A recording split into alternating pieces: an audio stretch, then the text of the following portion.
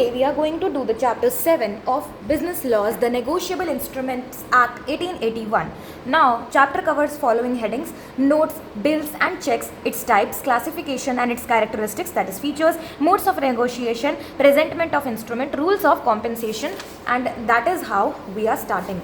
So, let us have an overview. We are going to see the introduction, basics, and then recent developments, then meaning of negotiable instrument, whereby its meaning, types of negotiable instrument, payable to order when, payable to bearer when, essential characteristics. We have 8 points: writing, sign, transferable, title, transfer, any number, unconditional, promise plus money, only certain and delivered.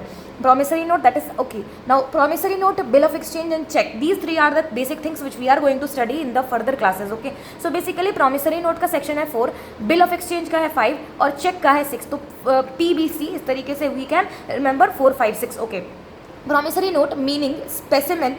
We will be talking about the specimen of course. Parties to promissory note, essential characteristics, whereby we have 8 points again. Bills of exchange, its meaning, that is section 5 only. Specimen, parties to bill of exchange, essential characteristics, process of bill of exchange, difference between promissory note and bill of exchange.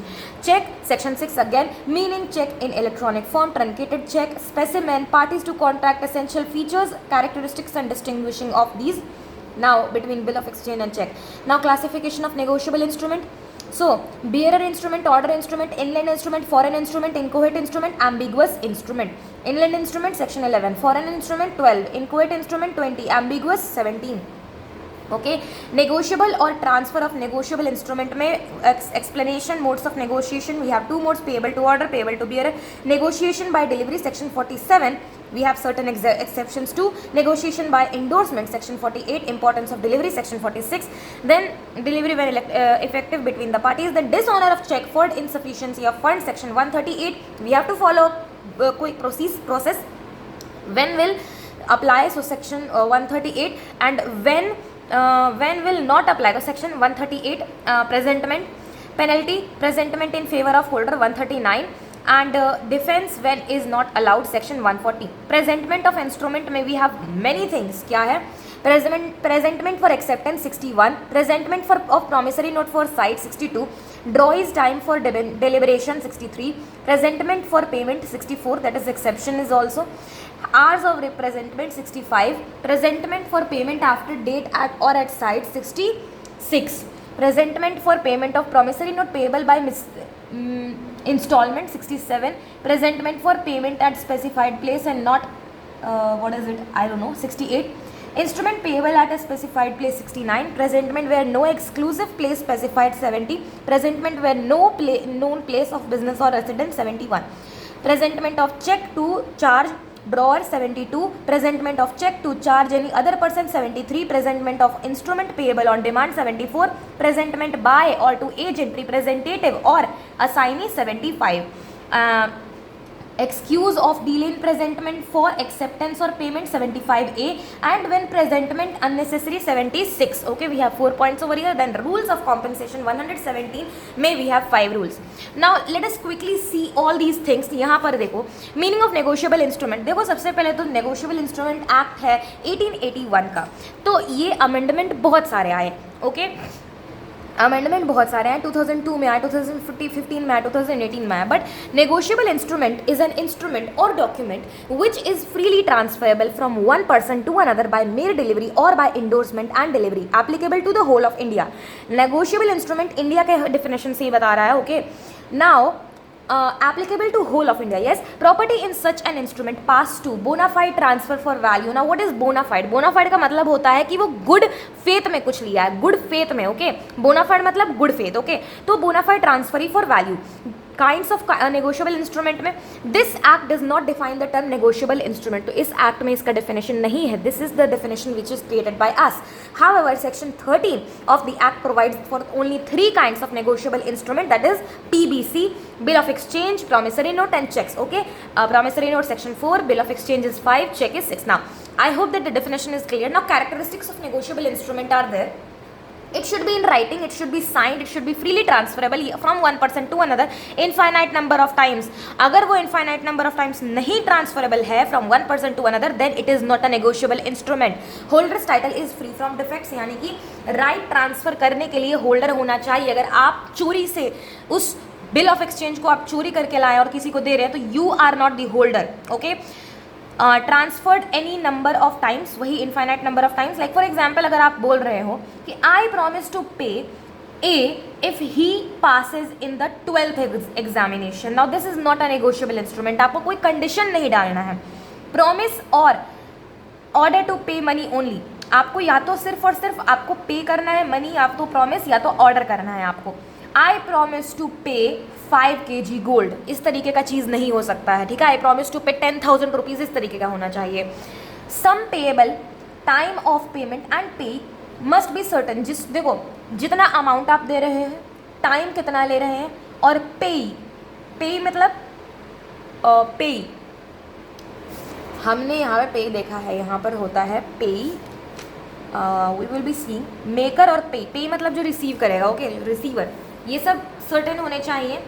Must be delivered, drawing not sufficient, आप जो negotiable instrument बनाएंगे उसको deliver भी करना आप ही की जिम्मेदारी है, क्योंकि सिर्फ बना देना ये काफ़ी नहीं होता। हम लोग बहुत सारे केसेस देखेंगे जहाँ पे एक इंसान जो है प्रॉमिसरी नोट बना करके अपने ड्रॉर में रख देता है और उसके बाद वो मर जाता है, तो उसका जो एजेंट है, लीगल रिप्रेजेंटेटिव है, वो भी मतलब उस तरीके कुछ हम लोग देखेंगे। We will be see that, okay. Now negotiation का मतलब होता है, we have told you, negotiation मतलब delivery, transfer.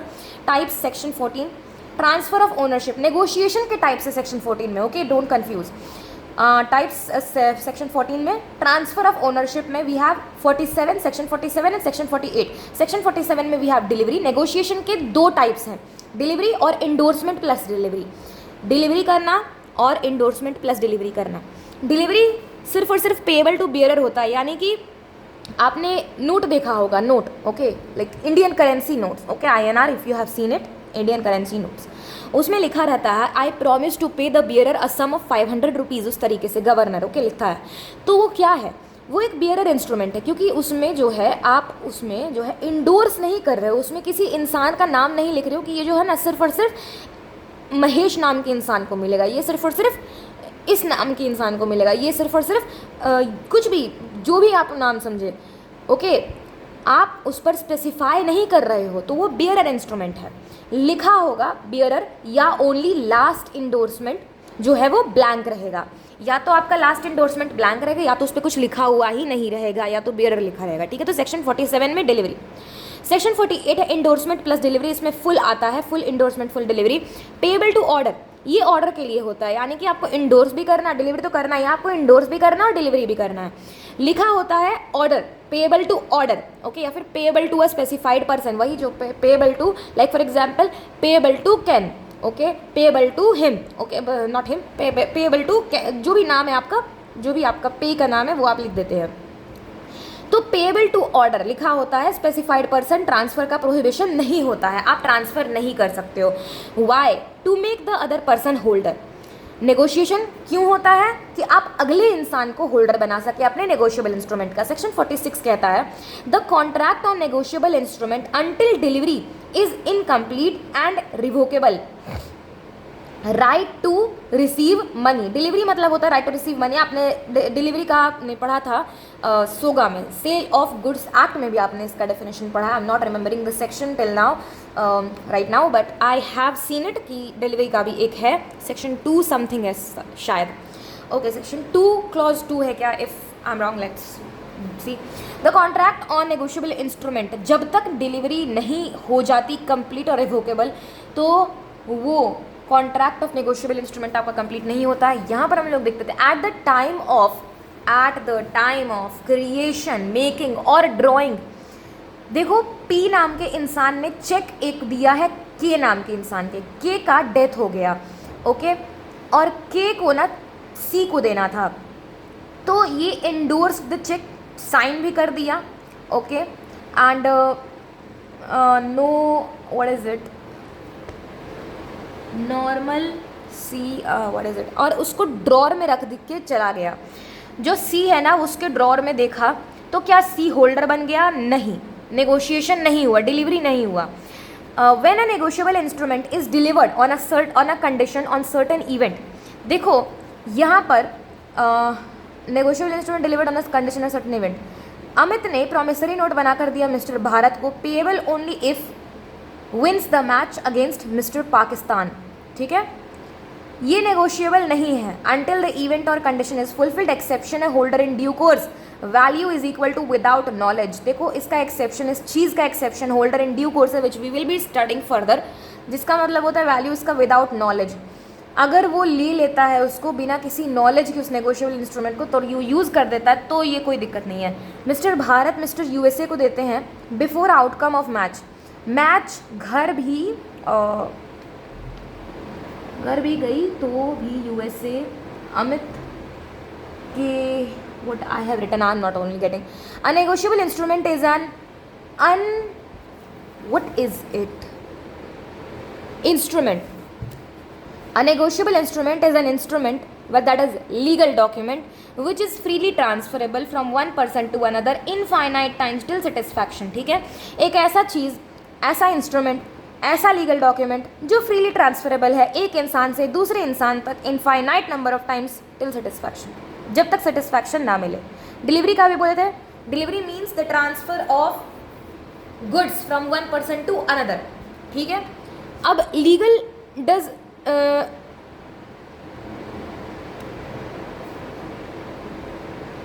Legal documents of negotiable instrument तीन तरीके के होते हैं, promissory note, bill of exchange और चेक, 4, 5, 6, सेटिस्फैक्शन, डिलीवरी और एंडोर्समेंट एंड डिलीवरी।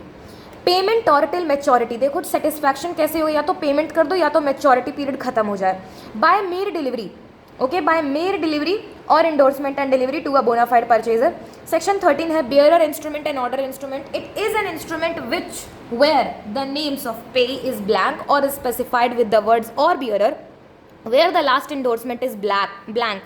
बियरर में मेयर डिलीवरी होता है, order instrument by endorsement and delivery, तो ऑर्डर इंस्ट्रूमेंट में इंडोर्समेंट भी होता है और डिलीवरी भी होता है। It is an instrument which is payable to a person और पेएबल टू अ पर्सन और his order, on his order, उसके ऑर्डर पे, और payable to order of a person on where the last endorsement is in full. देखो राम ने जो है श्याम को एक बिल ऑफ एक्सचेंज बना करके दिया, उसमें श्याम का नाम लिखा हुआ था, ओके, पेएबल टू श्याम और his order.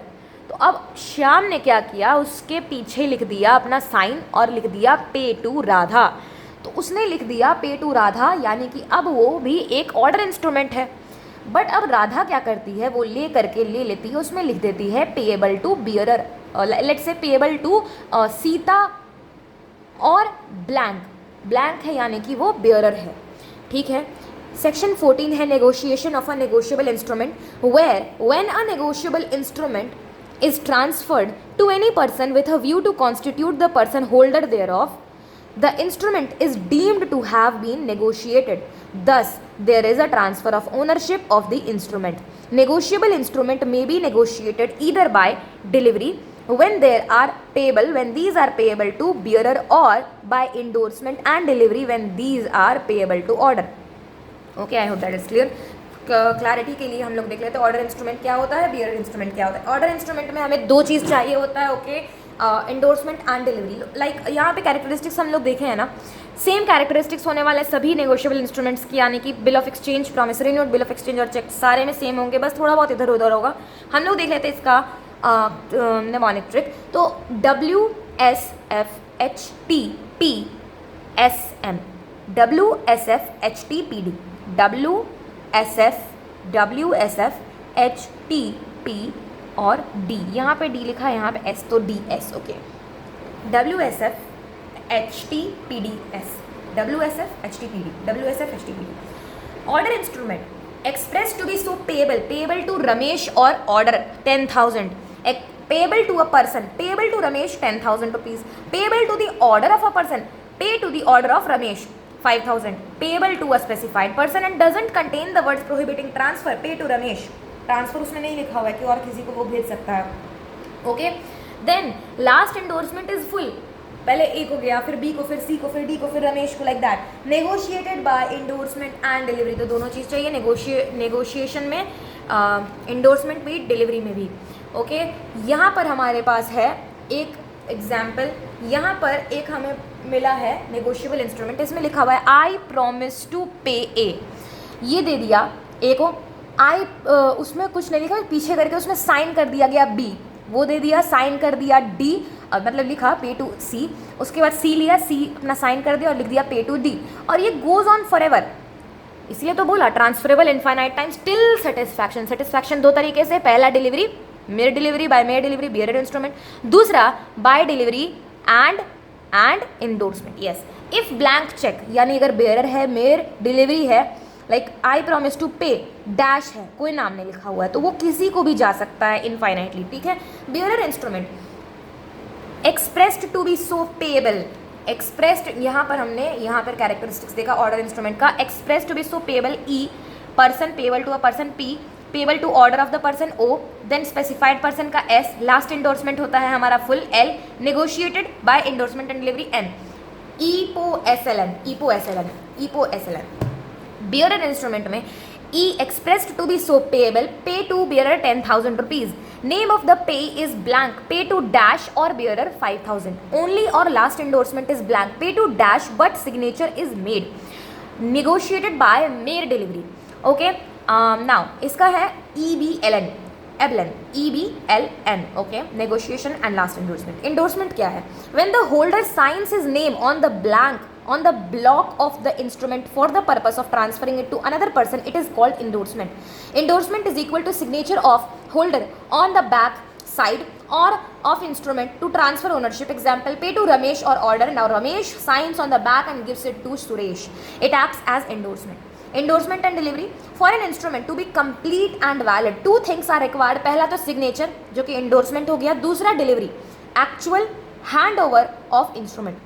Example, Ramesh signs endorse a check in favor of Suresh and hands it over to Suresh. When hands over the check to Suresh, delivery is complete. Time instrument क्या है? Instrument payable after a fixed period or on a specified future date is called time instrument. 3 days of grace is given for time instrument on maturity. 3 दिन का grace period मिलता है, और वो तो आप लोगों को पता है कि अगर कोई नेशनल फेस्टिवल है, like for example independence day हो गया, गांधी जयंती हो गया, रिपब्लिक डे हो गया, ऐसे दिनों में एक दिन पहले मिलता है, बट अगर कोई इमरजेंसी सिचुएशन आ जाता है तो एक दिन बढ़ा करके, यानी कि 4 दिन का ग्रेस मिल जाता है उस हिसाब से। अब यहाँ पे देखें example, pay 10,000 rupees to Ramesh 30 days after date, ये सब टाइम इंस्ट्रूमेंट का एग्जाम्पल है। Pay 10,000 rupees to Ramesh 30 days after sight shown, pay 5,000 to Suresh on 1 November 2026, pay 15,000 to Mohan 3 days after death. देखो, डेथ होना सर्टेन है, यहाँ पे आप लोग बोलेंगे कंडीशन डल गया, कंडीशन हो सकता है जो रीजनेबल टर्म्स में हो। अब रीजनेबल तो नहीं ना कि इफ़ लाइक फॉर एग्जाम्पल अब ए और बी का मैच है, ज़रूरी तो है, सब लोगों को लगता है ए जीतेगा, बट ज़रूरी नहीं ना, कभी कभी बी भी जीत सकता है। तो एकदम सर्टेन चीज़ अगर है तब ठीक है, डेथ क्योंकि सर्टेन होता है, death is bound to happen event है, इसलिए ये चलेगा। डिमांड इंस्ट्रूमेंट क्या होता है? Demand instrument payable immediately or on demand is called demand instrument. No grace days are given on maturity. Following are the examples. I promise to pay 10,000 to Ramesh on demand. I promise to pay 10,000 to Suresh at site. I promise to pay immediately on presentment. Check is always a demand instrument, never a time instrument. देखो, check जो होता है वो हमारा demand instrument होता है और वो टाइम इंस्ट्रूमेंट नहीं होता। आप लोग बोलेंगे कि टाइम इंस्ट्रूमेंट क्यों नहीं होता, उसमें तो 3 महीने का जो वो होता है टाइम पीरियड होता है, 3 महीने के बाद आप नहीं कर सकते हो। बट चेक हमेशा डिमांड इंस्ट्रूमेंट रहता है, क्योंकि वो जो इंस्ट्रूमेंट है वो पे करते हैं हम लोग इमीडिएटली, डिमांड जब डिमांड आएगा पे कर देंगे। होल्डर, एक आदमी, a person who is entitled in his own name to possess the instrument and to receive or recover the amount due on it from the parties. In short, holder is equal to person who has the legal right to get payment. Following are the examples. Ramesh can go to bank and get the money. Ramesh is a holder. अगर उसको check मिला तो। Thief or finder of lost instrument is not a holder. जो आपका check वगैरह, bill of exchange या promissory note चोरी करके आपको किसी और को दे देता है तो थर्ड पर्सन तो बच जाएगा क्योंकि वो गुड फेथ में लिया है, बट वो जो थीफ है उसको भरपाई करना पड़ेगा क्योंकि वो होल्डर नहीं है, because he isn't legally entitle to receive payment.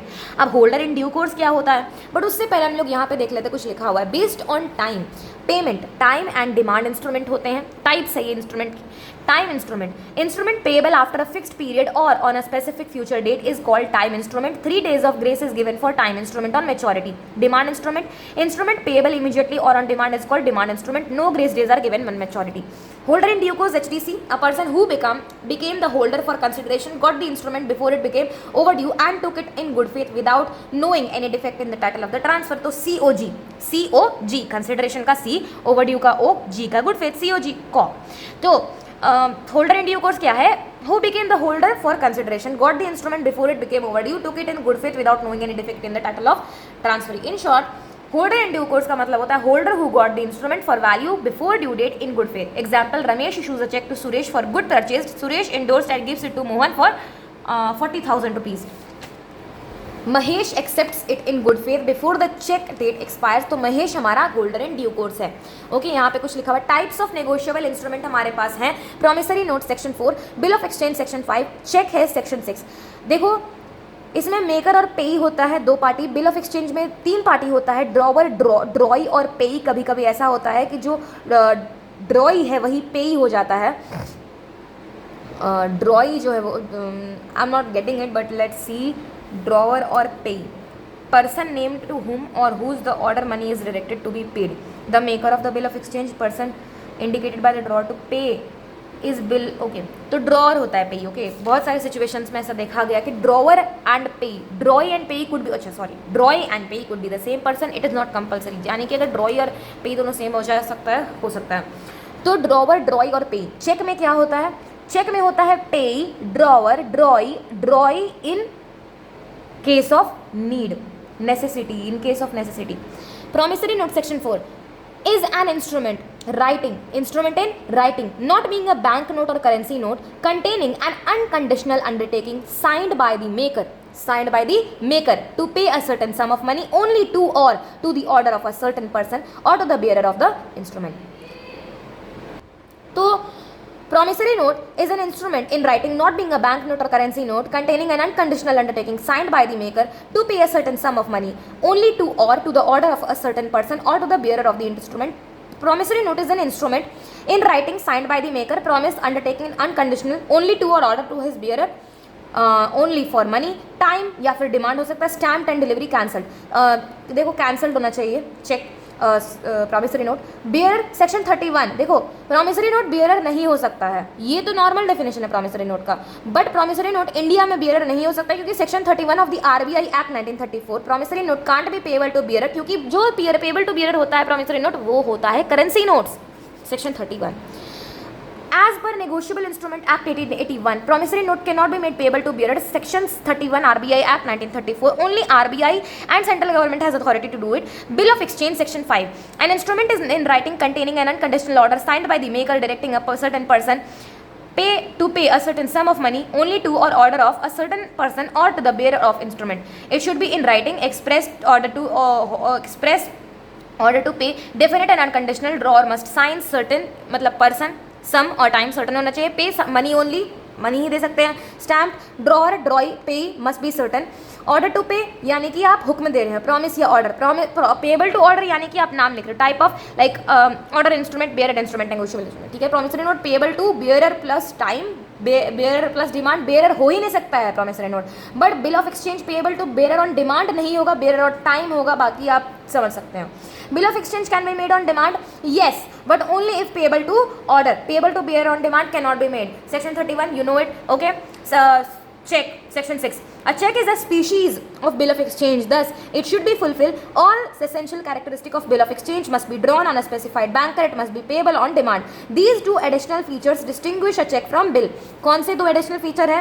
Thus, all the, अच्छा ये 2 features जो है, all essential characteristic of bill of exchange तो है ही, लेकिन ये जो 2 extra हमारा feature है, must be drawn on a specified banker. It must be payable on demand.